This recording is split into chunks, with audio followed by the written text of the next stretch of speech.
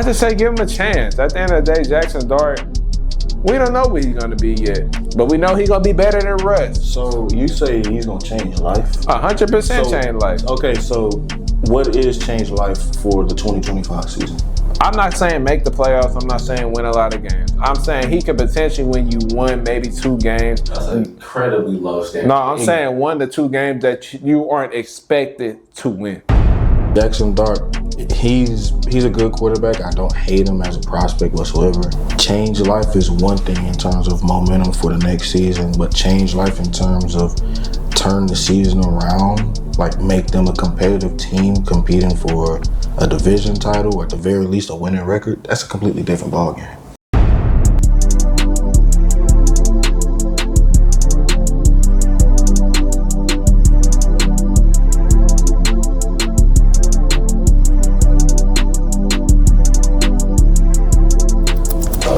Is Jaxson Dart going to solve the problems in New York? No. Hey, he said no. Nah, bro. Like the team, he could bring hope to that squad. I mean, he realistically be the only other rookie quarterback that's getting playing time this early.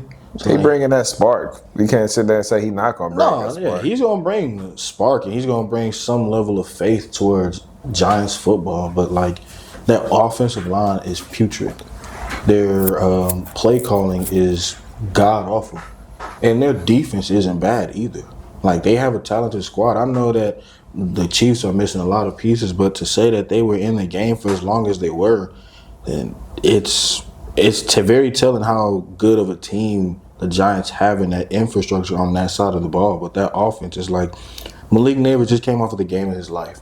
And for him to not be involved until literally the last quarter of the game in a game that is as highly competitive as that against a team with the mystique level as high as the Chiefs, that's awful. That's terrible. I mean, to be fair, though, he wasn't open. Like, obviously, I know what you are saying, though. Like, if that's your best playmaker, you're going to find a way to get the ball in his hands. But unfortunately, they wasn't going for it. Their game plan was simply to stop Malik Neighbors, not let him go off, keep the top off. Don't let him take the top off the defense and keep everything underneath him and shoot. They crowded him a lot, made him go through his reads and shoot.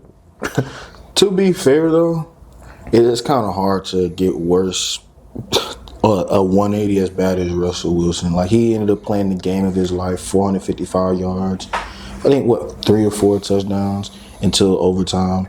And ever since then, it's just been terrible. Like, he 4th and goal with the game still in reach. And he threw it out the back of the end zone.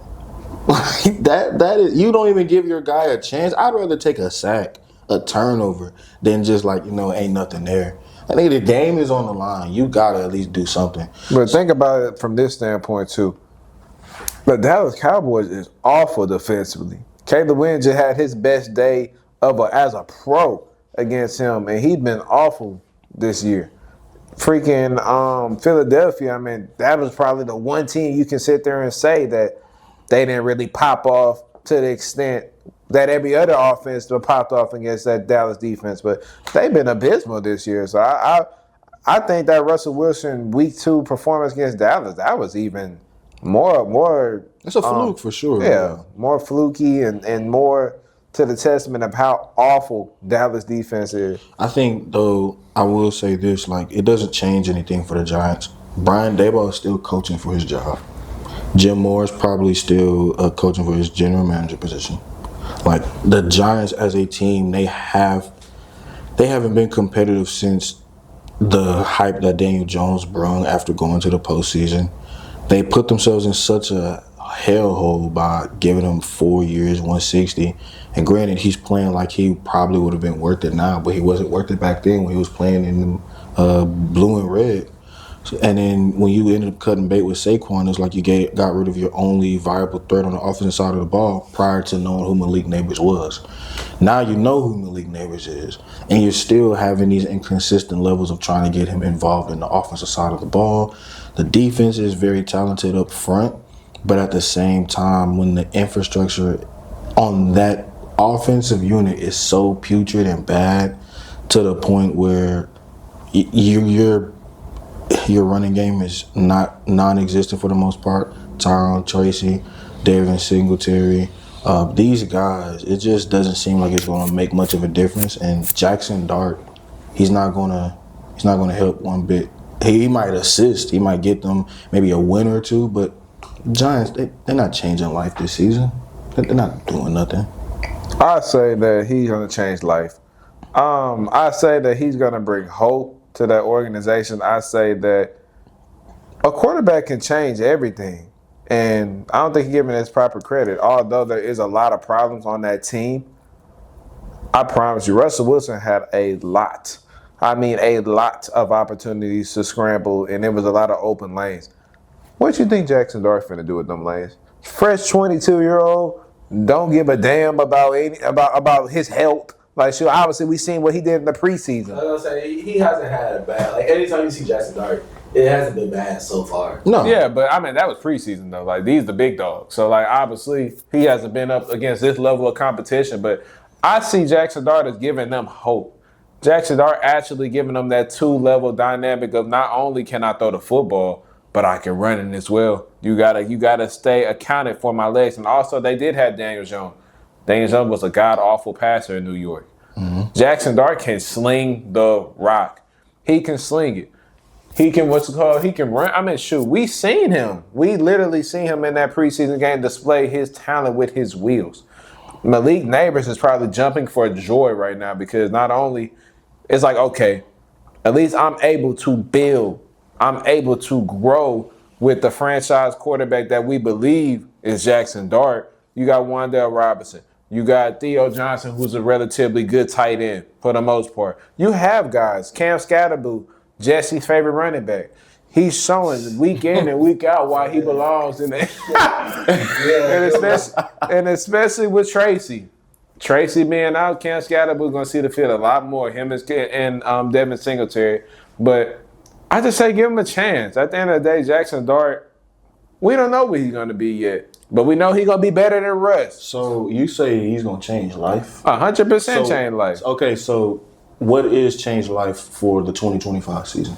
I'm not saying make the playoffs. I'm not saying win a lot of games. I'm saying he could potentially win you 1, maybe 2 games. That's an incredibly low standard. No, I'm saying 1 to 2 games that you aren't expected to win. Okay. Like 1 or 2 upsets. Obviously, it's going to be a few games on the schedule where it's like, okay, y'all are the favorites. And it's not going to be a lot. But a few, I'm saying that he can get you a couple of them. But like I look at it from the standpoint of when the Texans had Deshaun Watson, and he was a fresh-on rookie. He rode the bench. He played his role. He checked into the game. When he checked into the game, he gave the whole city of Houston life. His first touchdown was that long run against Cincinnati. And as a Texan fan, I didn't care about the wins or the losses. I said, we got Deshaun Watson, and I can ride with that. We can build around this. This gives me hope. This brings excitement back to my football team. And at the end of the day, Jaxson Dart it's a lot of problems on New York that Jaxson Dart isn't going to be able to solve himself. But I promise you, just give him a chance. Give him a chance like you give every other quarterback a chance. He may be able to make water in the wine. I don't know. Oh, no, for sure. He definitely going to deserve a chance. Like, I have the utmost faith that he'll probably end up being the best quarterback on that roster, and that's including with Jameis Winston, who has yet to touch the field in any significant manner. He's going to have a tall task against them. He got the Chargers next. Undefeated, top-tier defense. A couple weeks after that, he got the Eagles coming to town. Like, it's going to be some battles that he's going to have to overcome. Now, he got a little Pee-wee league against the Saints in 2 weeks, so that's going to be interesting to see what he's able to do with that. But confidence booster. Yeah, but at the same time, like Jaxson Dart, he's a good quarterback. I don't hate him as a prospect whatsoever. He's one of the only quarterbacks I would have selected over Shedeur for when that was a controversial topic. But at the same time, like, change life is one thing in terms of momentum for the next season, but change life in terms of turn the season around, like make them a competitive team competing for a division title or at the very least a winning record, that's a completely different ballgame. Okay. Well, only time will tell.